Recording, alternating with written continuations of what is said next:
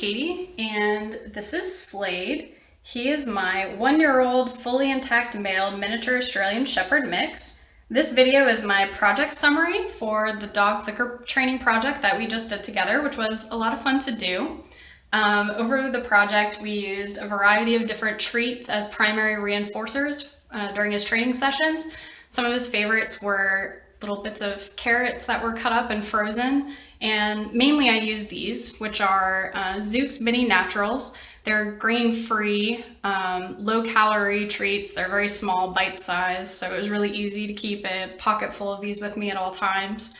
Those are by far the most common that I use. They're his favorite.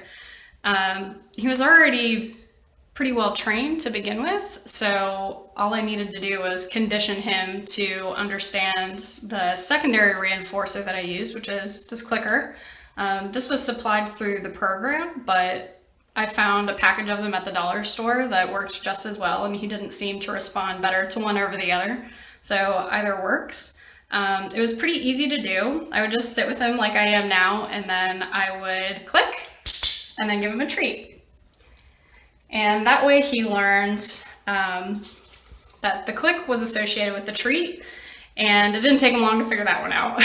So pretty soon after we did that, it only took about one session for him to figure out that the click meant something yummy was following. So from there I started free shaping a behavior. I wanted him to follow me somewhere, and then when I stood still, I wanted him to sit down next to me and focus on me and wait, which he picked up on pretty quickly.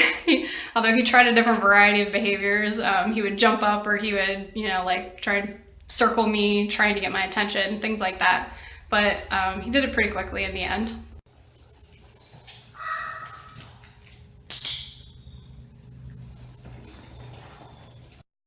So once Slade showed that he really understood the clicker, I moved on to target training.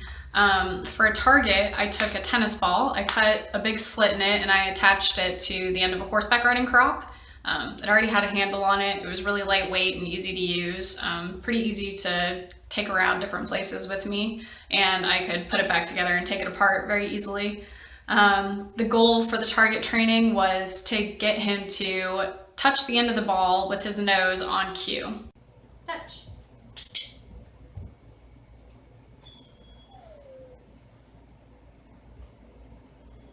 Slade really loved this trick after he figured it out. So almost right along with teaching him target training, I also had to teach him stimulus control, or an NRM, which was basically just a cue that told him I did not want him to perform the behavior that he was showing. No. Touch. Once Slade figured out target training, he just kept jumping up over and over trying to get at the target to earn his treat. So I used no as the cue to tell him to stop, or that I didn't want him to show that behavior. And I went through several different cues. This was definitely the hardest part of the entire project for both of us. Slade almost overreacted to some of the cues that I used. He got really upset. He completely disengaged. He didn't want to play anymore. So it was a really challenging activity trying to find a cue that I could use that told him he was doing something I didn't want, but he didn't take so personally or didn't react so extremely to. No seemed to work fairly well, and after a while he got a little bit more used to it, so he responded pretty well to that one. Another thing that we worked on in the project was DRA training, which basically was I needed to find a behavior that Slade did that I didn't want, a bad behavior, and replace it with a good one, or a wanted behavior. This was a little bit more difficult because he doesn't have any obvious things that he does. He doesn't beg for food, or jump up on the counters, or chew on furniture, or something like that. So I really had to analyze our daily activities and find something to work with him on that I felt could really help him or us in general. I take him to work with me all the time, and he stays in a kennel with other dogs. There's set times of the day when all the dogs are let outside, and they all kind of learn this pattern. And typically they get very excited when they see you approaching the gate because they know that means it's time to go outside. So what I wanted him to do was learn to replace that hyperactive jumping up on the gate or barking, getting excited when I was approaching, with laying down and staying calm and waiting for me to open the gate.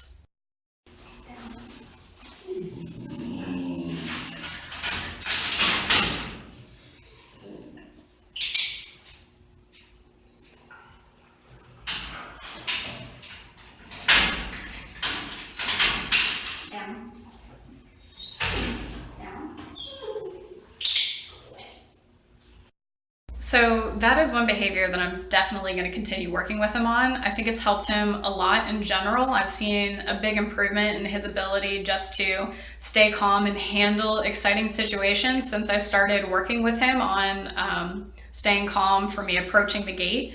And I really appreciate that change of behavior, so I'm definitely going to continue with that one.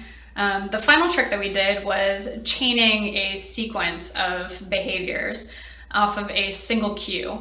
I like choosing things that I feel like are going to be helpful in day-to-day interactions with the dog. So I chose go to bed, which basically at night I tell him go to bed and I want him to walk to his crate and go inside and lay down.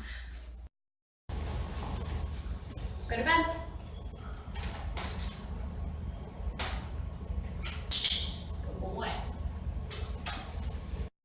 So for this trick, I worked a little outside the set parameters of the project. Slade had already had a lot of foundation laid down for this trick.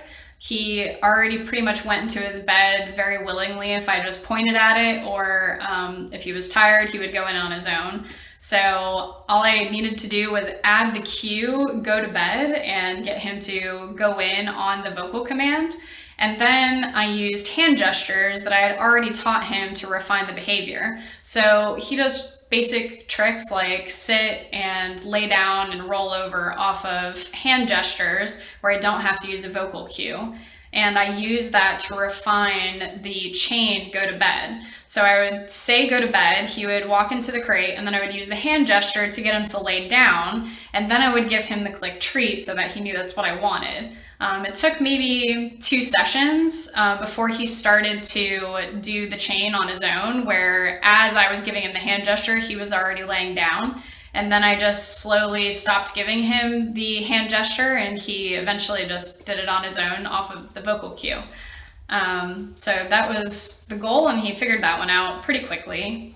I found in general over the course of the project that while Slade was already really easy to work with and he was already pretty well trained, that he responded much faster to the clicker. He figured things out, he figured out what I wanted, and he was much more exuberant about doing the activities and learning the tricks and just in general. And that really inspired me to want to work with him more. It was a lot of fun to work with him, and he seemed like he was really eager to figure out what it is that I wanted, which was great. So this really kind of inspired me to do more than just the basics, and I definitely want to work on other tricks with him and see what else I can get him to do in the future. So thanks for watching my video with Slade, and we certainly hope you enjoyed watching it, and we had a lot of fun making it. So thanks, bye!